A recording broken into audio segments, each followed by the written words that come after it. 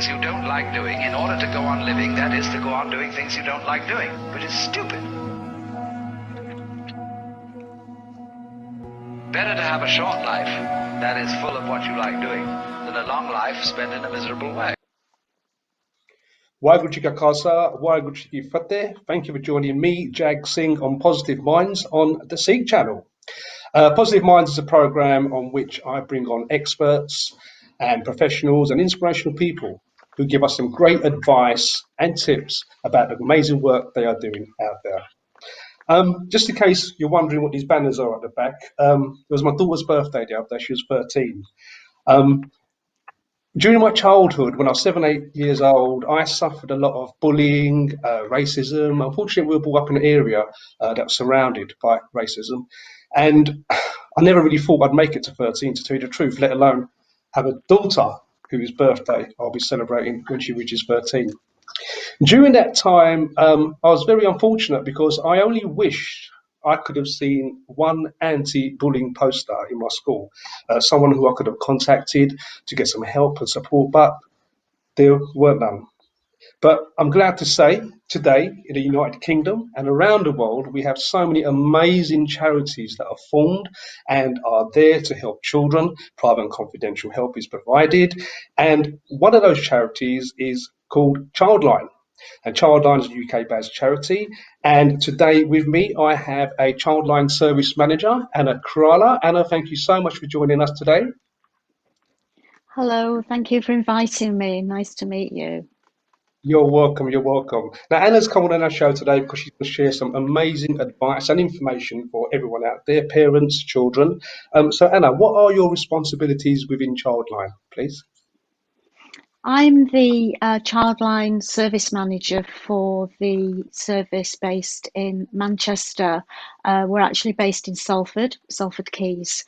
My role is to just manage the service, the base, looking after all the supervisors, the paid staff, operationally making sure that we have enough volunteers to cover all the shifts because we are 24/7 answering contacts from young people.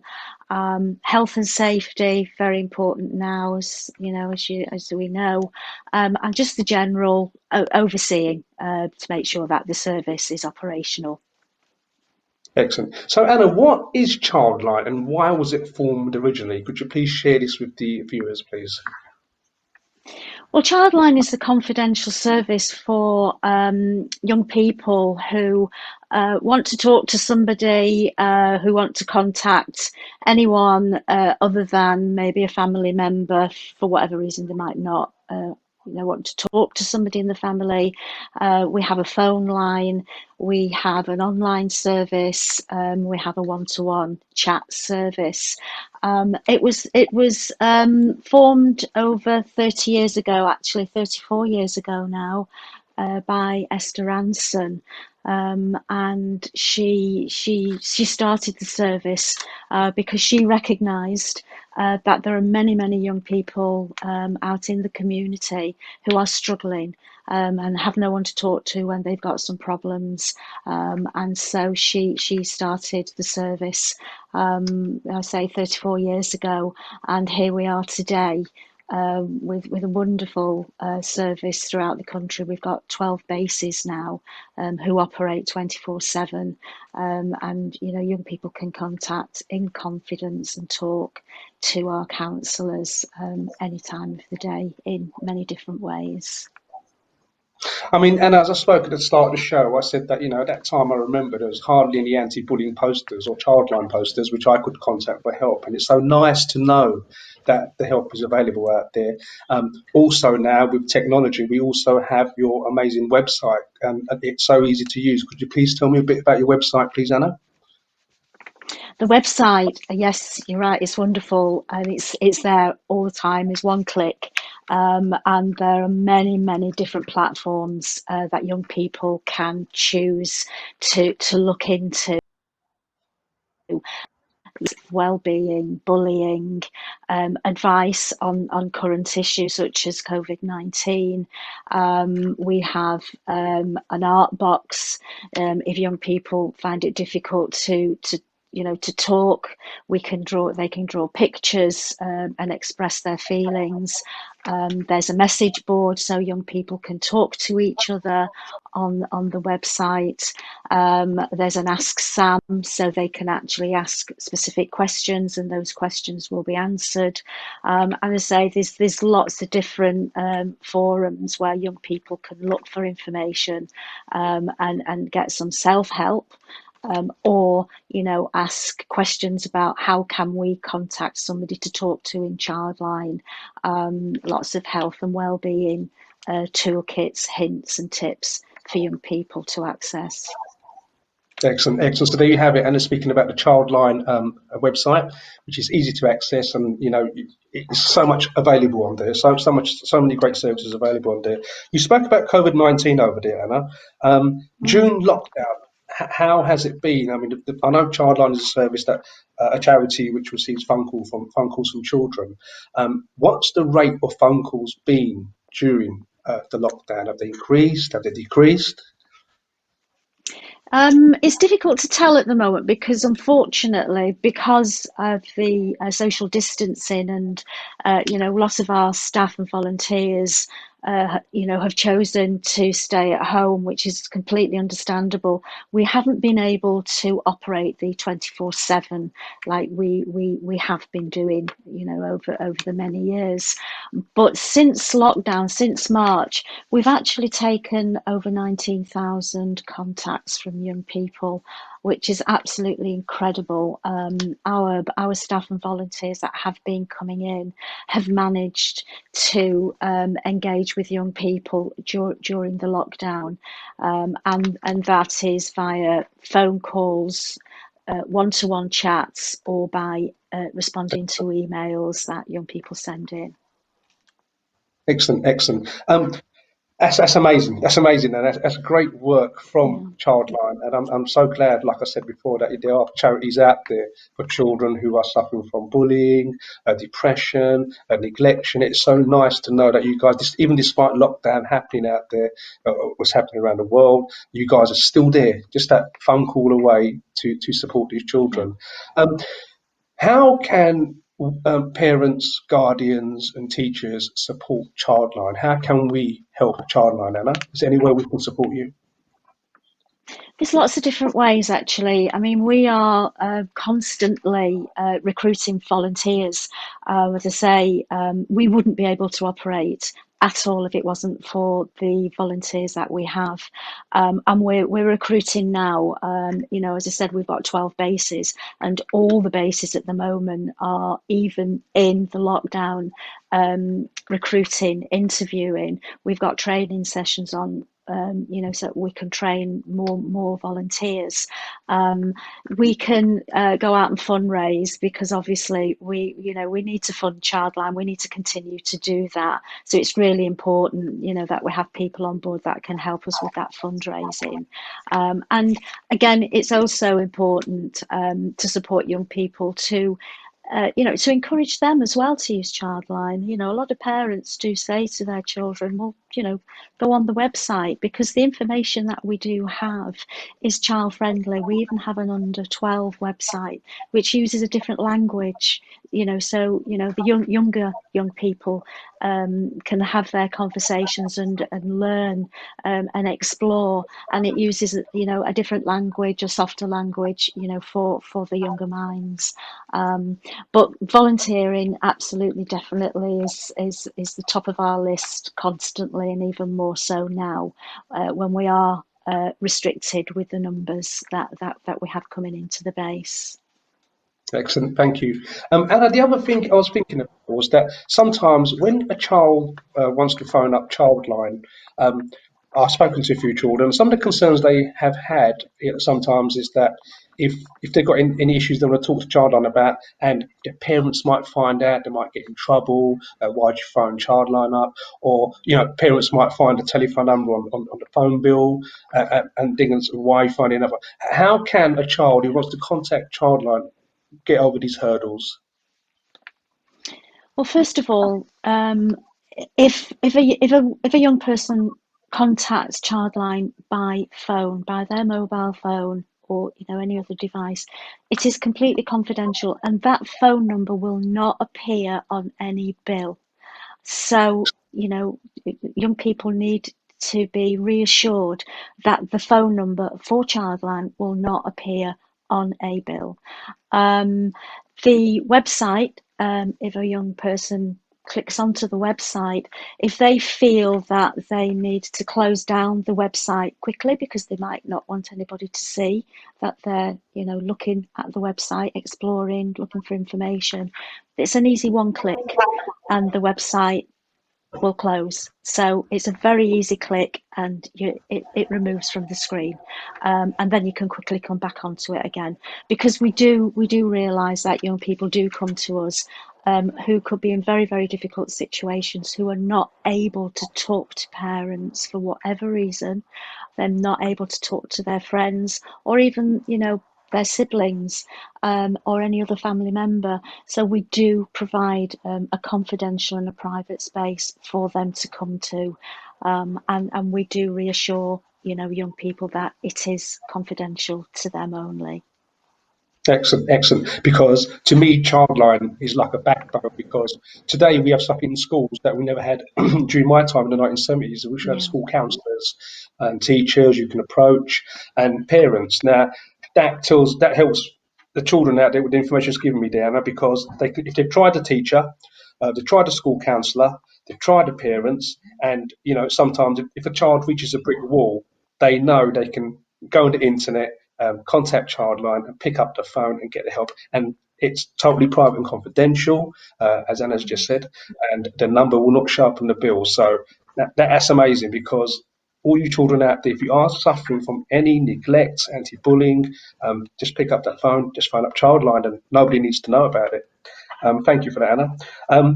Anna, back yeah, to what you were saying about the volunteers. I wrote a letter to Esther Ranson about 4 or 5 years ago, and I told her my story. I've actually released a book, everyone's called Unbreakable, and it's available on Amazon. And it's my story of how I went through bullying, neglect, suffered racism. And I wrote to Esther Ranson, I told her my story. And I said to her, how can I help? And she said to me that, Jag, you can help us by being a school's volunteer, by going to schools and speaking to children about anti-bullying, neglect, abuse. And guys, I joined, and I did it for many years, and I got to speak to hundreds and hundreds of children, and it was so fulfilling. And I would advise everyone out there who has got some spare time to contribute towards Childline. Anna, what kind of hours are available, or what kind of times, or what kind of positions are available at the moment? I know you spoke about it before as well, but I just want to get that message out again, please. yeah, absolutely. The hours, what we ask for a volunteer is 3.5 hours a week, basically. And as I say, there's a choice of ways that volunteers can respond to young people, because not everybody is confident speaking on the phone. We know that, so we can train volunteers to answer emails or respond to one-to-one chats. As I say, 3.5 hours a week. If you can do more, then that's absolutely fantastic. We don't expect volunteers to come in every day because obviously we have to look after our own well-being as well. So we do quite a lot of supervision and support with volunteers. But it's 24/7. We have a night service. It's not operating at the minute, but our volunteers do work 24/7, and it's 3.5 hour per shift, as we call it, in the bases across the country. I mean, I also found that when I was working as a volunteer for the NSPCC and Childline, I found that the people I was working with were very flexible. For example, because obviously I had young children, if I could make a certain date, we would swap, and someone else would just jump to it. And that's what I found very satisfying as well, because obviously sometimes we have Yeah, things that turn up, we're not feeling well or whatever. I absolutely. found it very flexible, and it was like my time when I could do it. I'd let Childline know or NSPCC know, and they'd say, okay, fine, well, can you do it on this stand? And the calendar system, that I found that great. We just go in there, put your name in. So, guys, Yep. it's all just about picking up a phone. You could Yeah. help Childline by just picking up the phone. And the training, I found the training was so good. It was amazing. I was surrounded by these so positive people and who wanted to make a change. I mean, the training. Tell me a bit more about the training, please, Anna. It's You're right. It's absolutely fantastic, the training, because obviously we understand that you're volunteering to support and listen and hear young people talking about lots and lots of different issues. So we want to make sure that we're giving and responding to children appropriately. Our training courses are usually around about 12 weeks, and we do expect it's every week to come into a training session with two trained supervisors and maybe another paid member of staff. And during that time, we go through all the issues, all the safeguarding, bullying, health, abuse, all the different types of abuse. We train all the volunteers in responding, hearing what the young person is saying. The other thing that was really, really important as well for anyone who's thinking of volunteering for Childline is that we fully understand how sometimes it can be quite scary to come into a counselling room and respond to young people. But what we always say and what we do, which is absolutely amazing, is we support volunteers 100%. We never ever expect a volunteer on their own if the risk is very high. Our supervisors will be alongside you all the time. We don't expect volunteers to take responsibility if a young person is talking about extremely vulnerable situation. Volunteers have support all the time when they're in the counselling room. They have a debrief afterwards, after the shift, because it's really important to let go, because young people come with many different issues. Sometimes, suicidal, maybe. Sometimes we have to phone emergency services if that is the case, and we don't want anybody to go home carrying that responsibility. So we have a debrief, so we can say, okay, let's take some deep breaths. Let's talk about how we're feeling, so that when you go home, you feel a lot more calmer, a lot more safer, and you feel that you've been supported throughout the shift. And then you want to come back again and help more young people, because that's really important. So the support system that we have around volunteers is absolutely amazing. And it is, and I've actually lived there. I've actually been there, and everything you said is 100% there because I constantly had a Yeah. supervisor who was helping with me and supporting me along the way. Mm. Um, back to the child, Anna. Can you give Yeah. me a few examples of phone calls that you get from children who need Hmm. support? Just a few examples, please. Absolutely. I mean, for instance, currently we're getting a lot of contacts from young people who are feeling quite anxious about going back to school. Um, Yes. they haven't been there for such a long time. We've got young people telling us that, for instance, their parents haven't got the money to buy them their school uniforms. They want to go back and see their friends. They've not seen them for so long, and yet they're not, wearing the uniforms that, all their friends are wearing. Yeah. Yeah. They're not sure, what it's going to be like when they step back into the building. The class is not the same as it used to be. Have they fallen behind with the work while they've been at home? So there's lots and lots of different, issues. The other issues that we're getting at the moment as well is, young people have been feeling very isolated. They've spent an awful lot of time at home where there might be some discord, just arguments, with families, because the lockdown has caused a lot of anxiety and stress. And young people have been experiencing that as well. And that can be quite frightening. And it's even more scary if you don't know who to talk to, if you don't know who to say, look, I'm really scared, I'm worried. So coming to Childline and talking about that, the first step is having that conversation. So we're getting lots of calls about feeling isolated, missing friends, going back to school. we're also getting lots of phone calls about what is happening with COVID-19. What is it? Can you please explain it? Is it ever going to go away? There's lots of questions that young people, they want in their language. They want it explained in a very simplistic way, in a way that they want to understand. Sometimes adults might not know the answers to questions.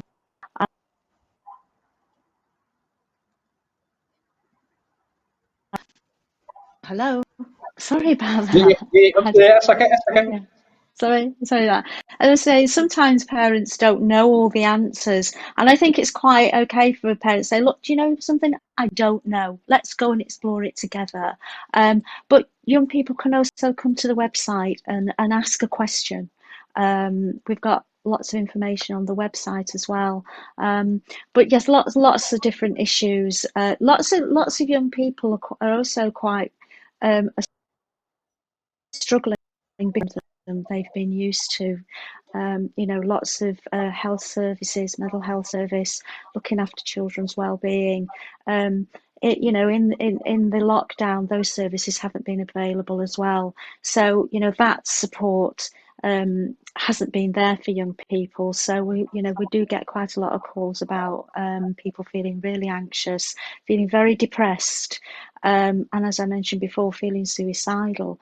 So it's really important that we are there so that we can listen to what young people are saying, and try to, listen, try to calm down, and offer them a space to talk, and also, offer them other agencies that might be available to them. So to give them that reassurance that, they can come, they can talk, we can support them, we can listen to them. But, there are people out there that we might be able to signpost them to as well while they're waiting for their support system to come back up and ready to receive them again. I mean, because you're right, because this is a time, I mean, where Childline have been, all the years that Childline has been running, they've received the calls on bullying, neglect. I mean, this is a different kettle of fish because it's brought on like you said, children have been isolated. And this has caused a lot of issues around them. There's been arguments at home where children have been calling in. So during my lifetime, and our lifetime, this has never happened before. And it's great to know that organisations like Childline have been geared up with other networks to support these children Yeah, because I mean, it's been hard for them. It has been hard for them. I know it's been hard for the parents as well, but it's hard for the children yeah. because I they've been. think I Yeah, think Oh, I'm yeah, sorry. sorry. I think what we have to realize is what we always say is this is a child's world. It isn't our world. It's the child's world, and this is what Childline is about. It's listening to a young person, listening to them in their language, understanding how they're feeling. It's not about us. We're adults. We've had experiences. We've had training. We've might have experienced many different things. But young people, sometimes it can be the first time they're experiencing something, and in their world, it's very scary. And they're worried. And sometimes a little thing can be so huge to them because it's something they've never experienced before, or they might not have anybody to talk to about it. Parents, they're not listening, they're busy, they've got their own things to do. And we hear that all the time. Young people are feeling isolated, they're feeling really scared, they don't want the parents to know that they're worried about something. And it could be something, just, I don't know how to tell my mum that I'm worried. I don't know how to tell them that I'm feeling scared. So it's just about, okay, let's sit back, let's have a look, let's see if we can start a conversation. What would you like to say to whoever you want to talk to? And we can start preparing a conversation. And that, sometimes that's the first step. Having a conversation, how do you start it? And we'll support young people that way. Okay, excellent. And I wish I could talk to you. We can go on about this further because it's an amazing job that you guys are doing out there. So I'd like to thank you so much for coming on Positive Minds today. And this is Positive Minds, and the message I'm sending out there to everyone, and Anna and Childline, is do not suffer in silence. Help is available. Pick up that phone, speak to those store Yeah, counsellors, and do not suffer in silence. Thank you for joining me today, everyone, on Positive Minds on the you're SIKH welcome. channel. Keep yourself motivated and inspired. And thank you, Anna, for coming on today. Thank you. Cheers.